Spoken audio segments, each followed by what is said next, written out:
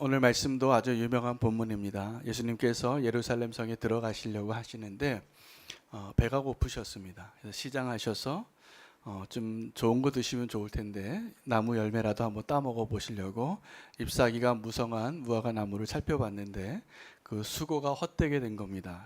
잎사귀가 많았는데 열매가 많을 줄 알았는데 열매가 없었기 때문에 예수님께서 그 나무를 저주하십니다. 그래서 저주하니까 그 자리에서 말라버린 거죠. 그래서 예수님이 화내신 장면이 몇 번 나오는데 오늘 분명히 이 무화과 나무에게 화를 내시는 것 같습니다. 저주하셔서 그 자리에서 말라버렸습니다. 그렇게까지 할 필요가 있을까 싶을 정도로 예수님의 기대에 부합하지 못했던 그 무화과 나무가 말라버렸고 죽어버렸습니다.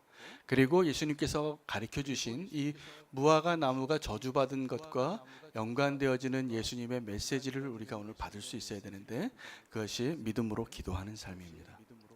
그래서 믿음으로 기도하는 삶과 이 무화과 나무가 어떤 연관이 있는지 함께 오늘 말씀 가운데 하나님께서 우리의 눈을 열어주시고 또 우리가 기도로 열매 맺는 삶을 누릴 수 있게 되기를 축복합니다. 우리가 누군가와 밥을 먹습니다. 저는 혼자 밥 먹을 때가 요즘 많아졌습니다. 이제 새벽 기도를 마치고 아침 식사를 혼자 하거나 아니면 이렇게 교회 나와도 저밖에 없을 때 혼자 밥 먹는 게 불쌍해서 요즘 제 아내가 와서 먹어줍니다. 그런데 이렇게 혼자 밥 먹는 거 제가 원치 않는데 혼자 밥 먹을 때가 많이 있습니다. 근데 여러분 우리가 누군가 밥을 같이 먹는다는 것은 굉장히 많은 의미를 가지고 있습니다. 특별히 예수님이 살던 그 당시에 아마 지금 우리도 그런 것 같습니다. 우리가 누군가 밥 한 번 먹으면 안 되던 일이 됩니다. 그리고 뭐 중요한 일을 할수록 식전에 하면 안 됩니다. 식후에 하시는 게 훨씬 낫습니다. 사람이 배가 불러야지 만족감이 그리고 긍정적인 생각이 되어지고 좋은 결과가 나온다는 이야기를 들은 적이 있습니다. 심지어는 예수님께서 첫사랑을 잃어버린 요한계시록의 7개 교회 가운데 라오디게아 교회에게 질책을 하세요. 네가 차라리 뜨겁든지 덥든지 해라. 왜 이렇게 미적지근하냐. 그렇게 미적지근한 그런 신앙의 교회 라오디게아 교회에게 예수님께서 이 말씀을 하세요. 내가 문 밖에서 두드리노니 누구든지 그 문을 내게 열면 내가 그 아이에게 들어가 나는 그로 더불어 먹고 그는 나로 더불어 먹으리라. 여러분 이 말씀이 예수님의 말씀 하나님의 말씀을 듣고서 그 마음 문을 여는 전도할 때 이렇게 많이 상징적으로 사용하는 본문이지만 실제로 예수님이 원했던 것은 문을 여는 게 아니라 함께 밥 먹는 거예요. 그래서 우리가 예수님과 교제한다고 하는 것은 함께 밥 먹는 사이가 되는 겁니다. 그래서 우리가 서로 함께 밥 먹을 수 있는 우리는 교회 성도가 되시면 좋겠고 오늘 이 시간도 우리가 사랑하는 예수님과 함께 밥 먹는 시간 되시길 축복합니다. 영적인 말씀을 같이 먹는 축복이 됐으면 좋겠습니다.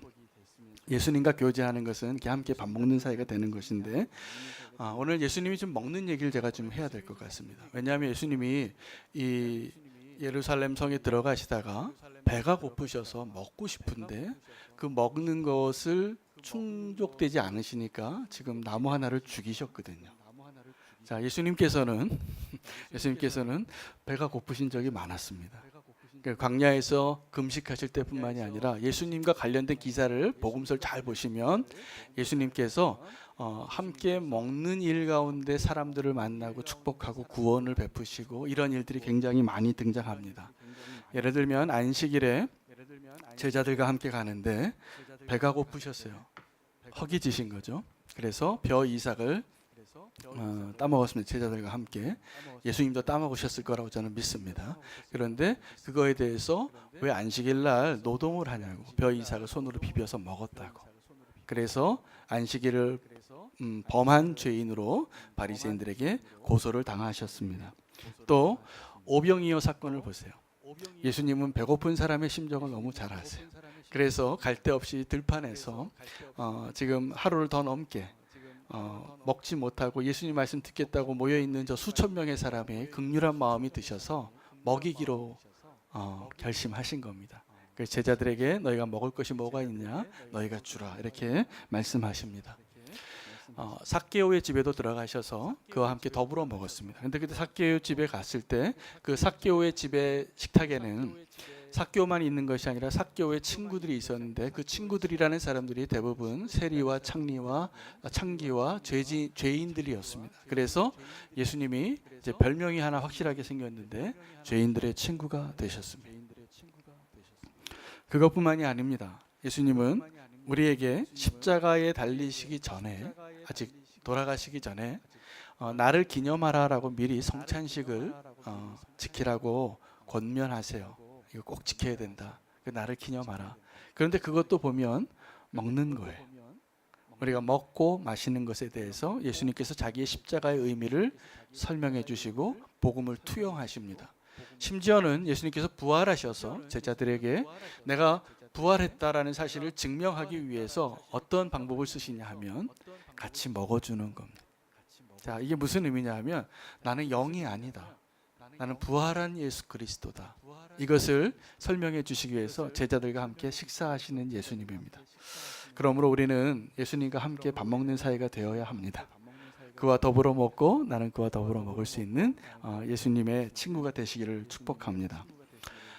제가 밥 먹는 얘기를 또 한 번 더 해야 되겠는데 우리 위례성전에 와서 제가 아직 이 주변에 식당을 파악하지 못하고 몇 주 전이었습니다. 아침에 식사를 하려고 하는데 가게가 문 연대가 없더라고요, 식당이. 그래서 편의점에 갔습니다. 그래서 편의점에 가서 도시락을 하나 딱 구입하고 커피를 하나 딱 구입하고 너무나 이렇게 푸짐한 도시락이 있는 거예요.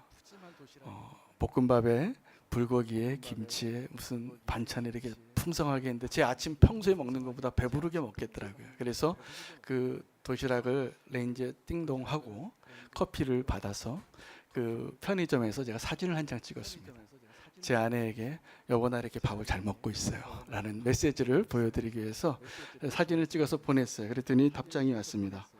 이걸 다 먹어요? 너무 푸짐해 보였던 거죠. 그런데 제가 그 메시지까지 받고 뚜껑을 열고 한 숟갈을 딱 푸다가 엄청 실망했습니다. 그 도시락 용기는 가운데가 볼록하더라고요. 그리고 밥이 이렇게 쌓여 있고 고기가 이렇게 쌓여 있는 줄 알았는데 오므라이스가 덮여 있는 것 같은 도시락이었어요. 그래서 몇 번 먹지 못하고 그냥 바닥에 다 드러나는, 그래서 배가 고팠습니다. 그때 제가 예수님이 왜 무화과 나무를 보고 허기지셨는데 못 먹고 화가 나셨을까 이해가 되더라고요. 아마 그 편의점 도시락 먹고 실망한 저의 마음과 비슷한 마음이 아니었을까 이런 생각을 상상을 해봤습니다. 예수님이 식사를 좋아하셨습니다. 정말로. 그래서 성경 제가 오늘 이 말씀 묵상하면서 예수님의 이야기 가운데 밥 먹는 얘기가 너무 많이 나오는 거예요. 배가 고프셨습니다. 그래서 예수님의 별명 중에 또 하나가 죄인들의 친구라는 것과 더불어서 먹기를 탐하는 자라는 별명이 있었습니다. 제가 그래서 보통 때 우리 가정에 여자 4명하고 사는데 남자라서 제가 양이 좀 많거든요. 근데 제가 억울한 누명을 많이 써요. 먹기를 탐하는 자로. 그래서 남은 밥을 제가 다 먹습니다. 이렇게 밥만 먹으면 제가 1.5배를 먹고 그러긴 했는데 예수님께서 먹기를 탐하는 자라는 별명을 얻게 되셨어요. 잘 먹으셨다는 거죠. 그리고 예수님이 그 식사를 하신 것이 저는 이렇게 생각합니다. 예수님이 정말 먹기를 좋아하신 것도 있는데 사실은 예수님이 먹기 위해서 배가 고파서 먹은 게 아니라 누군가와 함께 먹기 위해서 그러신 거예요. 우리 그걸 아셔야 됩니다. 그래서 우리가 앞으로 누군가와 함께 먹을 수 있는 은혜 가운데 우리가 살기를 원합니다. 그 예수님이 누군가 함께 먹기를 원하셨는데 그 무화과 나무를 보고 저주하셨습니다. 저주해서 그 무화과 나무가 말라버린 것에 대해서 우리가 좀 해석을 할 필요가 있고 그 의미가 무엇인지 좀 이해할 필요가 있습니다. 예수님이 멀리서 봤을 때 저 무화과 나무가 너무나 무성했고 잎이 많았고 그리고 열매가 많아서 아마도 제가 생각하기에 예수님께서 내가 오늘은 좀 봉사를 해서 무화과 열매를 많이 따서 내 제자들에게도 12명을 먹여야지 이런 생각하시고 가시지 않았을까. 그런데 갔더니 애게예요. 먹을 게 하나도 없네. 이거였습니다. 그래서 그 무화과 나무를 저주했고 그 무화과 나무가 예수님의 저주를 받자마자 잎사귀가 무성하던 나무가 말라서 죽게 됩니다. 여러분 이것은 메시지가 있습니다. 어쩌면 무화과 잎이 무성한데 열매가 하나도 없는 모습의 그 나무는 오늘 우리 가운데 누군가의 모습일 가능성이 높습니다. 열매가 많을 것 같이 보이는 사람들이 있거든요. 그런데 그 사람에게 가까이서 가봤더니 열매가 없는 거예요. 먹을 게 없어요. 여러분 오늘 말씀을 통해서 우리의 신앙생활 가운데 주님과 나와의 관계 가운데 나의 믿음의 여정 가운데 정말 열매가 있는지 한번 생각해 보시기를 원합니다. 예수님께서 오늘 내 삶에 오셨을 때 내가 어떤 열매로 주님께 드릴 수 있습니까? 어쩌면 우리는 겉으로 보기에는 큰 나무 같고 잎사귀가 푸르러서 거기에 100명이 먹을 수 있을 것 같은 열매가 있는데 있을 것 같이 생각돼서 가봤더니 한 사람 먹을 것도 없는 그런 나무 되지 않았으면 좋겠습니다. 얼마 전에 베트남에서 요즘도 어저께인가요? 또 베트남이 또 이라크하고 해서 이길 뻔했습니다. 축구가 했는데 졌더라고요. 그런데 이 박항서 감독이 애국자예요. 베트남에는 우리가 빚이 있습니다. 일본군이 우리나라에서 나쁜 짓 많이 한 것처럼 우리나라 군인이 그곳에 가서 죄를 좀 많이 지었던 것 같아요. 우리는 그러한 것도 역사적으로 다 같이 우리 연약함도 인정하고 같이 관계가 우리 잘못을 인정하면서 회복할 수 있는 그런 나라가 됐으면 좋겠습니다. 그러한 것이 우리의 기도 제목이 되어야 합니다. 그런데 그러한 국가적인 과제를 한 사람이 요즘 해결하고 있는데 이 박항서 감독이에요. 이분이 워낙 감독으로서 탁월한 리더십을 발휘하고 아버지의 리더십 그리고 결과도 좋잖아요. 얼마 전에 아시안컵에서 우승을 했습니다. 근데 이 사람이 원래 우리나라에서 2002년에 히딩크 감독과 함께 우리나라 국가대표로 있을 때는 코치였는데 나중에 이분이 이제 감독이 되시면서 나이가 들어서 우리나라에서는 별로 성공한 축구 지도자가 못 됐었습니다. 그래서 갈 데가 없어서 저 베트남에 갔는데 이 나이에라도 나를 불러주시는 데가 있어서 너무나 감사하다 생각하고 최선을 다했습니다. 그리고 놀라운 결과가 이루어졌어요. 그래서 지금 뭐 베트남에서는 국민적인 영웅이래요. 저도 가보진 않았지만 그런 얘기를 많이 들었습니다. 그런데 이분에게 인터뷰를 할 때 비교를 하는 거예요. 한국의 히딩크처럼 베트남의 박항서다. 그런데 이분이 그런 기자들의 질문을 받을 때마다 항상 뭐라고 대답하냐면 이렇게 손살을 치면서 얘기해요. 아유 무슨 말씀을요. 나는 그분의 신발끈도 못 풀르는 사람이에요. 이렇게 겸손해요. 저만 그런지 모르겠지만 제가 그 대답을 듣고 느끼는 것은 이분이 히딩크보다 낫습니다. 훨씬 나은 것 같아요. 그렇게 겸손할 수 있다는 거죠. 분명히 우리나라에서는 그 히딩크가 영웅이었지만 베트남에서는 히딩크보다 더 지금 영웅으로 대접받고 있는데 그 사람이 히딩크와 비교했을 때 그렇게 겸손할 수 있다는 것은 그분이 열매 있는 삶을 사는 분이 맞아요. 그리고 더 놀랍게는 그분이 크리스찬이라서 제가 너무나 감사해요. 여러분 우리가 그리스도인은 이렇게 누군가 나를 높여주려고 할 때도 나를 낮출 수 있는 자가 되어야 합니다. 이게 진짜 하나님을 드러내는 길이 될 거라고 믿습니다. 그리고 이게 열매예요. 그 히딩크 감독이 했던 유명한 말이 있습니다. 뭐냐면요.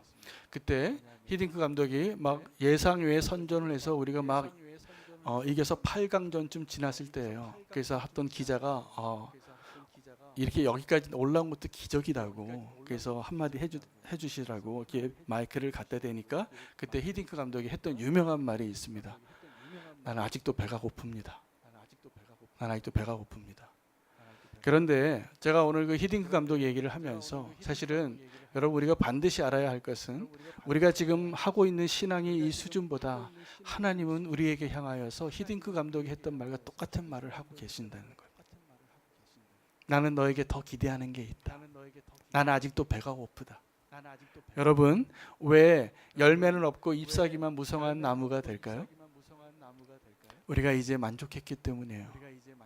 열매를 맺는 데까지 안 가고 그냥 그 자리에서 이쯤 하면 됐지 라고 생각하고 머물러 있기 때문에 그렇습니다.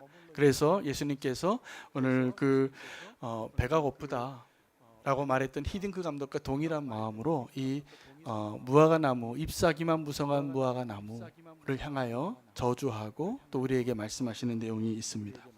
여러분, 열매는 어떤 일들의 어떤 사역의 어떤 조직의 열매는 결과를 의미합니다. 이게 맞습니다. 그래서 성경에서 열매에 대해서 말씀하실 때 너희가 그 사람의 말보다는 그 사람의 삶을 보라, 그 사람의 열매를 보라입니다.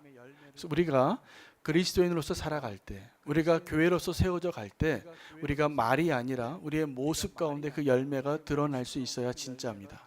그렇지 않다면 우리는 그냥 말잔치만 하고 있는 겁니다. 말잔치만 하고 있는 겁니다. 그래서 예수님께서 오셨을 때, 와, 이 집에 먹을 게 많은 것 같은데 먹을 게 하나도 없네 라고 말씀하실 수 있습니다. 여러분이 열매에 대해서 얘기할 때 열매가 많기를 기대하는 것은 어떤 걸 생각하냐 하면 흔히 30배, 60배, 100배의 열매를 맺고 수가 많은 것을 풍성하게 되어지는 것을 열매가 많은 삶이라고 생각합니다. 그러나 갈라디아서 5장 22절 23절에 보면 성령의 열매에 대해서 이야기하는데 성령의 열매는 숫자하고 별로 상관이 없어요. 여러분, 우리가 정말 주님이 먹기 원하시는 열매는 숫자하고 상관이 없음을 아셔야 됩니다. 우리의 성품이 변화되어지는 것이 열매가 맺어지는 삶입니다. 갈라디아서 5장 22절 23절에 오직 성령의 열매는 사랑과 희락과 화평과 오래 참음과 자비와 양선과 충성과 온유와 절제니 이런 것은 금지할 수가 없는 거예요. 그 열매는 누가 훔쳐갈 수가 없어요. 여러분, 우리가 만약에 쌓아놓고 어떤 것을 이렇게 막 숫자적으로 30배, 60배 창고로 가득 채운 거는 그거 도둑 맞을까봐 염려도 되고 그거 누가 가져갈 수도 있지만 성령의 열매는 누가 금지할 수도 없고 뺏어갈 수도 없습니다. 그런데 열매를 맺는 삶의 비결은 다른 데 있지 않습니다. 죽음하고 연관이 있어요. 갈라디아서 5장 24절에 보면 육체와 함께 그 정욕과 탐심을 십자가에 못 박았나니 그랬을 때 성령의 열매가 맺혀진다는 거예요. 여러분, 이 성령의 열매 9가지는 다 내 육체와 함께 육신의 정욕과 욕심을 십자가에 못 박을 때 맺어지는 열매인 것입니다. 예수님이 만약에 우리에게 오셔서 어떤 열매를 기대하실까요? 한윤호 목사야, 너 교회 성도가 몇 명이나 되니? 이거 물어보실 것 같지 않아요. 절대로. 네가 정말 성령의 열매, 내 성품이 변화되어지고 내가 정말 예수 그리스도 얼마나 닮았느냐를 물어보실 것 같아요. 여러분, 우리가 맺어야 할 열매는 다 우리 내면에 우리의 성품이 변화되어지는 것이 열매이지 숫자가 많아지는 것이 열매가 아닌 것을 꼭 기억하시기 바랍니다. 제가 그 싸움을 지금 계속하고 있어요. 개척교회를 하다 보니까 성도 한 명 한 명이 숫자가 세워지고 자꾸 숫자를 바라보게 되는 저를 발견하고 제가 깜짝 놀라고 하나님께 무릎 꿇고 기도한 적이 여러 번 있어요. 그래서 제가 좀 설교에도 계속 얘기하는 거예요. 여러분, 우리가 숫자를 바라보지 마시기 바랍니다. 숫자가 아니라 우리의 삶의 변화를 바라보셔야 돼요. 그래서 내가 얼마나 변화되어졌는가, 내가 얼마나 예수 그리스도를 닮아가고 있는가, 이것이 주님께서 우리에게 오셨을 때 먹을 것이 있나 없나를 판단하는 그 열매의 기준이 될 거라고 저는 확신합니다. 우리가 그 숫자에 연연해하지 않고 정말 주님이 원하시는 우리 삶의 변화, 성품의 변화가 꼭 우리 가운데 일어나시기를 축복합니다. 어느 성장하는 교회 목사님이 아주 친한 친구와 오래간만에 만나서 이런 이야기를 나눴습니다. 그 교회는 굉장히 큰 교회였고 성장하는 교회였는데 그 목사님이 친구에게 이렇게 얘기했습니다. 자기 친구 목사에게 요즘 우리 교회에 우리가 그렇게 오랫동안 갈망하던 부흥이 일어나고 있어, 이렇게 얘기를 하는 거예요. 그래서 그 친구 목사님이 이 목사님에게 물어봅니다. 오, 그래요? 몇 명이나 늘었는데? 그래요. 물었어요. 그동안 오랫동안 갈망하던 부흥이 일어났다고 말했던 이 성장하는 교회 목사님이 이렇게 대답합니다. 500명이 줄었어. 그러는 거예요. 근데 이 목사님은 정말 부흥이 뭔지 아시는 분이에요. 그러면서 이 숫자가 줄어들고 이제 숫자의 그 바벨탑을 무너뜨리고 정말 삶이 변화되어지는 것을 보고서 기뻐서 자기 친한 친구에게 말하는 거예요. 우리가 오랫동안 갈망하던 부흥이 이제 열매를 보고 있다고. 여러분, 우리는 교회에서 저는 이런 열매 좀 보고 싶습니다. 오늘 이 자리에 계신 분들이 또 내 자신이 하나님 때문에 날마다 변화되어지는 그 열매를 주님이 기뻐하실 거라 믿습니다. 그 열매를 준비하셔야 됩니다. 그 열매를 준비하는 비결을 제가 이제 말씀드리려고 합니다. 믿음의 기도가 필요합니다. 그래서 예수님께서 열매 맺지 못한 무화과 나무를 저주하고 죽여버리고 싹 말라버린 거죠. 이건 이상한 일이거든요. 이건 하나의 표적이거든요. 그래서 이 표적에 대해서 물은 겁니다. 제자들, 어떻게 된 겁니까, 예수님? 이건 무슨 의미입니까? 그리고 예수님께서는 이제 너희가 믿고 기도하면 의심하지 말라. 여러분, 믿고 기도하시고 의심하지 마시기를 축복합니다. 그게 열매 맺게 하는 비결입니다.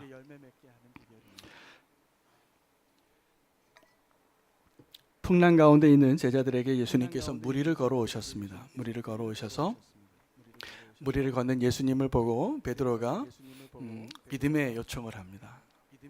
두려워하다가 유령인 줄 알았다가 예수님인 것을 알게 되니까 예수님, 나도 좀 걷게 해주달라고. 그래서 그때 어떠한 제자도 시도해보지 않았던 물 위를 걷는 사람이 됩니다. 베드로가 물 위를 걸었다는 거죠. 여러분, 우리도 빨리 달리면 수영장에서 물 위에 2발짝까지는 걸을 수 있습니다. 그러나 빠지겠죠. 그렇죠? 물 위를 걷는 것은 믿음으로 계속 물 위를 걸어야 되는데, 저는 우리가 믿음으로 기도하고 의심하지 않는 것은 마치 물 위를 걸었던 베드로와 너무나 똑같은 것 같아요. 그렇지 않습니까, 여러분? 우리가 믿음으로 구하고 의심하지 않는다는 것은 내가 물 위를 걸을 수 없는 사람인데 물 위를 걷는 것과 너무나 비슷한 상황이에요. 의심하지 않는 것, 파도가 밀려와도 두려워하지 않는 것, 예수님이 저 멀리 있는데 내 손이 닿지 않는 곳에 있어도 내가 갈 수 있는 그 믿음이 필요한데, 우리는 너무나 그 믿음 없이 무언가를 열심히 지금 하고 있는 것입니다.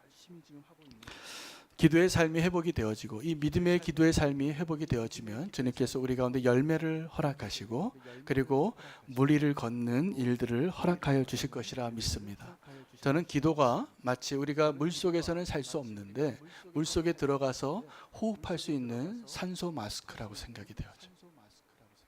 여러분, 우리가 그 산소 마스크를 떼면 어떻게 됩니까? 죽습니다. 몇 분 못 견딥니다.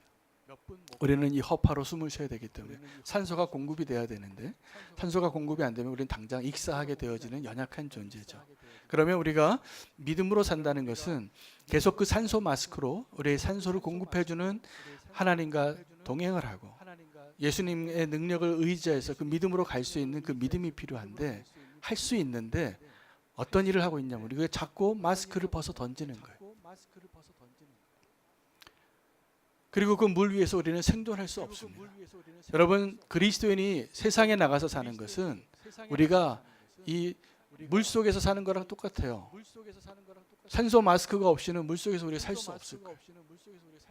그런데 우리가 그 물 속에 들어가서 세상에 들어가서 그리스도인으로 이렇게 다른 가치관과 정체성을 가지고 살아갈 수 있는 길은 오직 믿음밖에 없음에도 불구하고 우리가 자꾸 마스크를 벗어 던져요.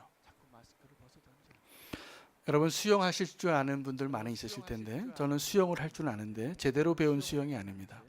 제가 어렸을 때 수영장 가서 레슨을 받아야 되는데 레슨을 배우지 않고 제가 곁눈질로 배웠습니다. 그래서 팔을 어떻게 하는지, 다리를 어떻게 하는지를 잘 관찰해서 흉내를 내기 시작했습니다. 그래서 같이 여름에 수영장 가서 친구들과 함께 풍덩 들어가면 제가 이쪽 수영장 이쪽 면에서 저쪽 면까지 제일 빨리 갈 자신이 있습니다.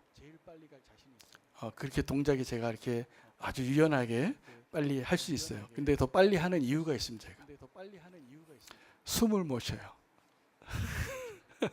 그래서 한 번에 아니면 2번 정도에 빨리 가야 돼요. 그래서 물에 딱 들어가면 제가 여기까지 가는데 가장 빨리 갔던 것 같아요. 친구들과 같이 수영을 하면. 근데 제가 그 이유가 수영을 제대로 배우지 않았기 때문입니다. 여러분, 수영장 가시면 제일 먼저 뭘 배우냐면 물 뜨는 법을 가르쳐요. 그냥 물을 무서워하지 않아야 되니까. 그래서 이거 하나, 판때기 하나 들고 물이 오래 떠 있게 하고 뭐 발장구만 치게 하고 이렇게 한 다음에 가르쳐 주는 게 있습니다. 그 다음에 가르쳐 주는 게 음파예요. 그래서 이거는 이 몸에 배야 돼요. 그래야지 수영을 잘해요. 그러면 이 음파가 되면 이제 이 팔다리하고 이 몸을 어떻게 유연하게 하고 수영을 빨리 하는 거 이런 걸 배우는 거 중요한 게 아니에요. 수영을 진짜 배우는 거는 음파를 배우는 거예요. 그래서 물속에 고개를 너무 넣었다가 빼서 파내실 수 있고 다시 숨을 들이켰다가 내쉬 이게 반복적으로 되는 게 훈련이 되면 이제 그 사람은 30분도 수영하고 1시간도 수영할 수 있어요. 그런데 우리가 이 호흡법을 배우지 않고 수영하면 저 같아집니다. 한 번에 빨리 가야 돼. 25m를 제가 한 번도 안 쉬고 가본 적도 있어요. 숨 쉬는 걸 잘 못하니까. 그러니까 배우긴 배웠는데 이렇게 훈련이 안 돼서 자꾸 물이 들어와요. 저는 이제 빨리 가는 걸로 택했어요.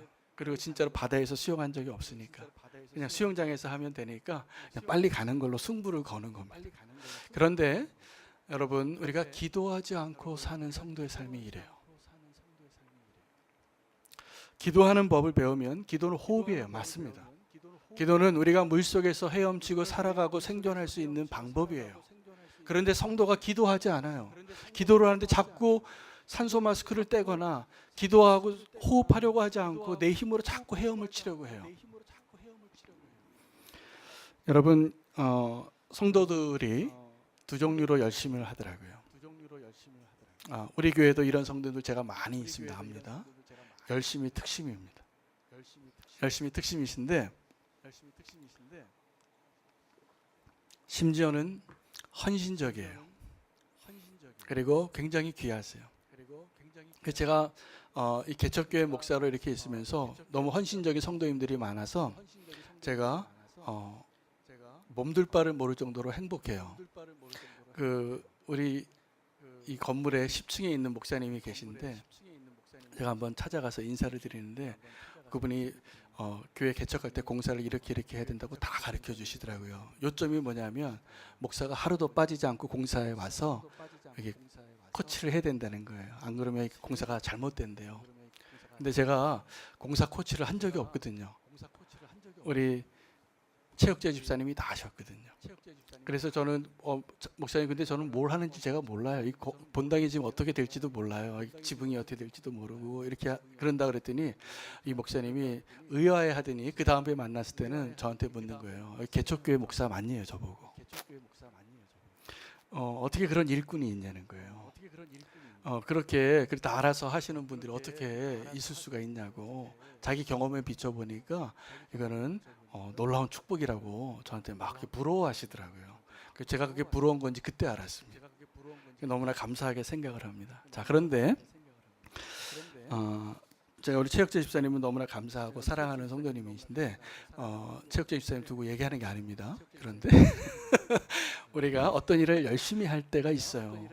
아주 헌신적으로 어떤 일을 또 이렇게 맡겨주실 때 아주 정말 그렇게 헌신적으로 하는 게 너무나 감사한데 저는 지금 오늘 말씀을 통해서 이 자리에 계신 모든 분들에게 소망이 있고 부탁이 있습니다. 너무 열심히 하지 마시라고. 너무 열심히 하지 마시라고. 왜냐하면 제가 보니까 왜 우리가 기도를 못하는가,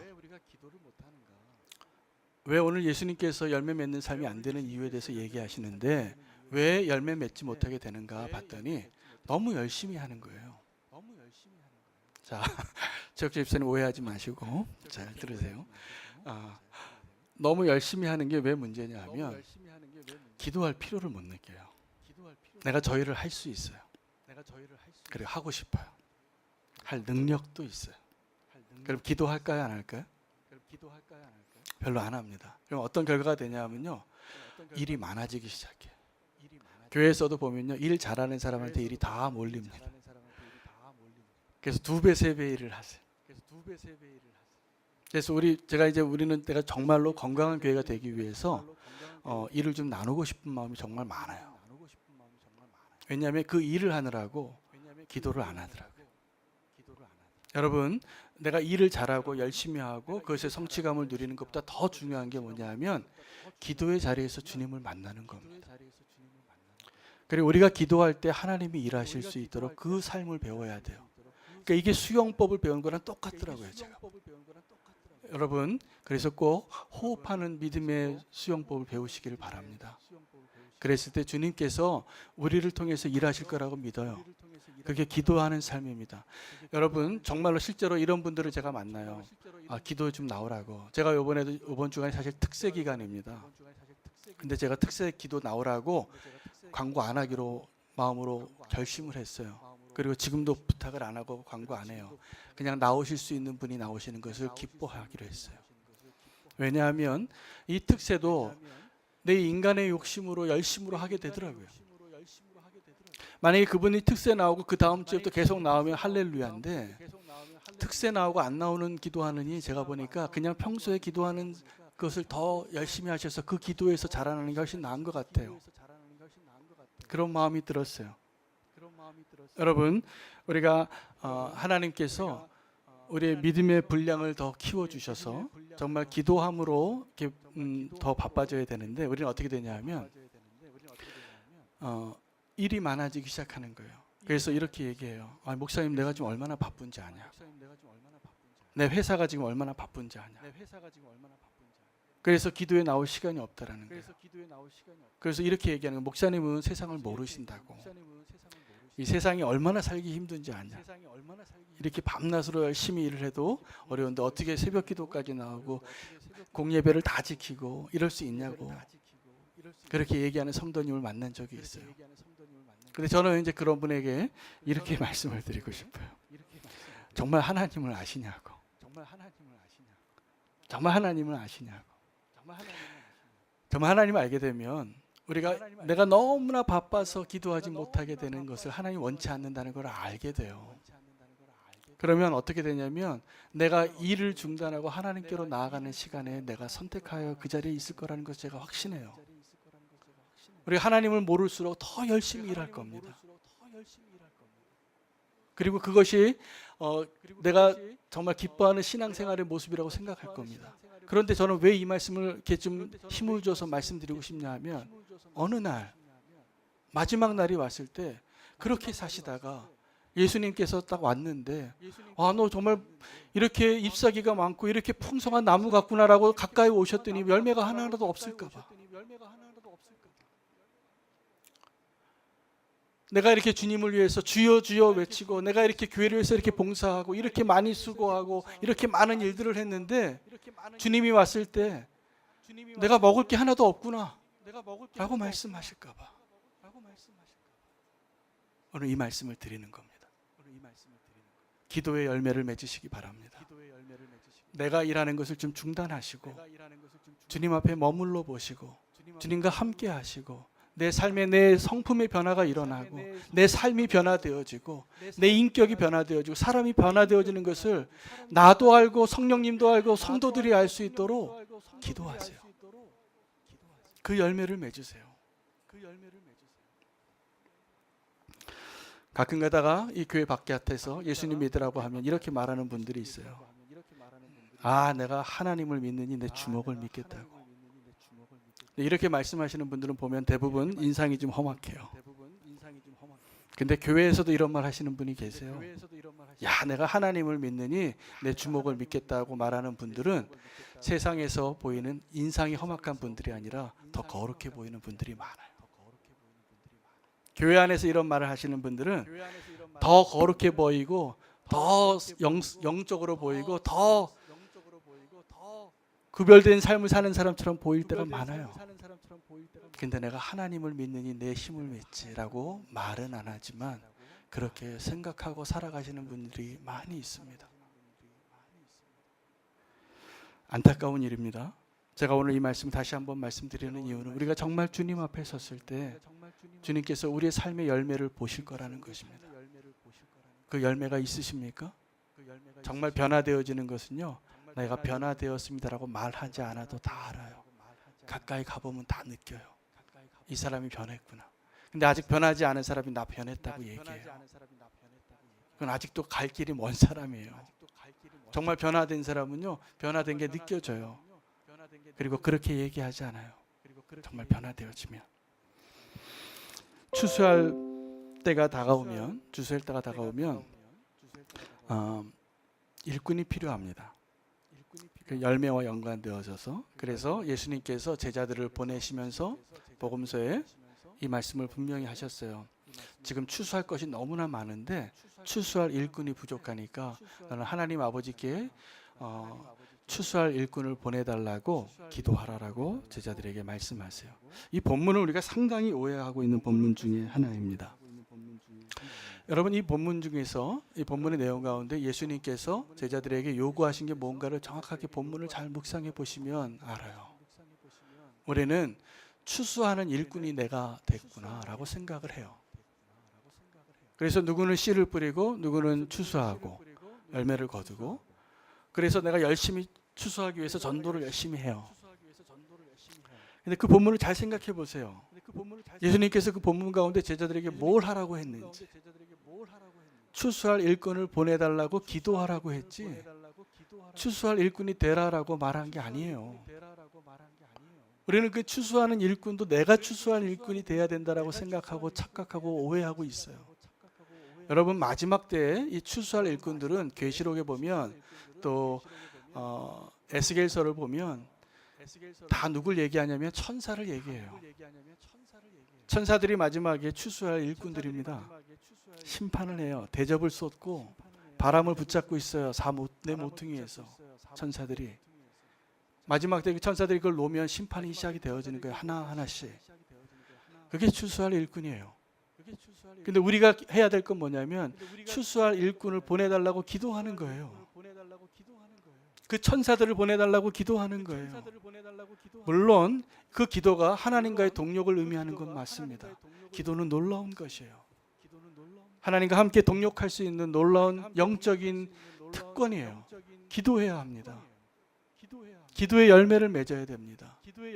그런데 우리가 자꾸 오해를 하는 거예요. 내가 뭔가 자꾸 일을 하려고 해요. 여러분, 내가 주님의 나라를 위해서 일하려고 하지 마시고 주님의 나라를 위해서 기도할 수 있는 자가 되시길 바랍니다. 그 영적으로 호흡할 수 있는 자가 되기를 바랍니다. 그 호흡이 길어지면 내가 일하는 것이 아니라 나의 기도를 통해서 하나님이 일하시고 하나님의 천사를 보내시고 하나님의 능력으로 이루실 때 진짜 부흥이 일어나는 거예요. 진짜 변화가 일어나는 거예요. 거꾸로 가시면 안 돼요. 제가 요즘 읽고 있는 책 가운데 아주 복음의 본질에 대해서 저에게 깨우침을 주고 있는 게 많습니다. 여러분, 우리가 회개했기 때문에 하나님이 우리를 용서해 주시는 것이 맞습니까?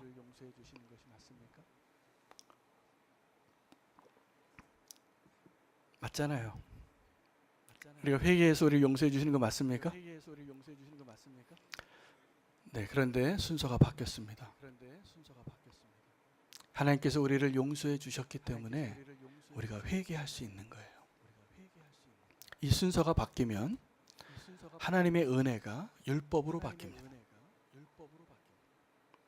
자, 우리가 회개해서 하나님 나를 용서해 주신 것이 맞죠? 어떻게 보면 사실적으로 팩트로는.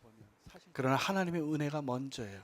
우리가 하나님을 먼저 사랑한 것이 아니라 하나님이 우리를 먼저 사랑하셨기 때문에, 하나님이 이미 나를 용서하셨기 때문에 내가 회개도 할 수 있는 거예요. 여러분, 우리가 하나님 앞에서 어떤 공로로 내가 할 수 있는 게 손톱만큼이라도 있는 줄 아십니까? 내가 하나님 앞에 뭐 자랑할 게 손톱만큼이라도 있는 줄 아십니까? 천만에입니다. 그런 사람은 자꾸 일하려고 하는 사람이에요. 하나님의 은혜를 아직 모르고 계시는 분이에요. 저는 여러분이 그러한 사람 되지 않기를 축복합니다. 정말 하나님의 은혜를 아시는 사람이 되기를 원합니다.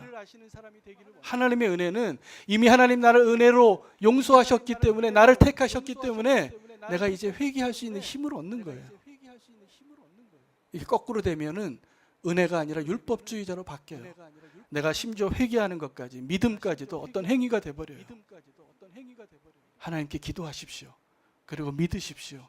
의심하지 마십시오. 기도하는 걸로 충분할 수 있어요. 이 기도라는 것이 얼마나 영적인 믿음의 행위인지를 여러분이 아직 모르시는 거예요.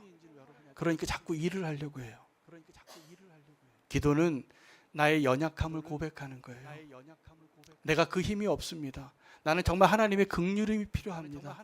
하나님의 은혜가 필요합니다를 고백하는 행위예요. 그런데 기도를 가지고도 자랑해요. 이건 기도가 아니에요.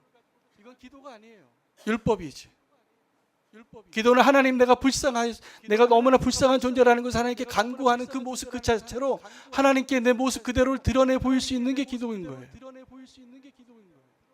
하나님의 은혜 가운데 하는 기도를 누리시길 바랍니다. 그래야지 하나님이 내 삶 가운데 열매를 맺을 거예요. 여러분, 저는 오늘 계속 숫자에 연연하지 않고 여러분 한 사람 한 사람이 진정한 복음으로 누리고 변화되어지고 우리가 교회가 되기를 축복합니다.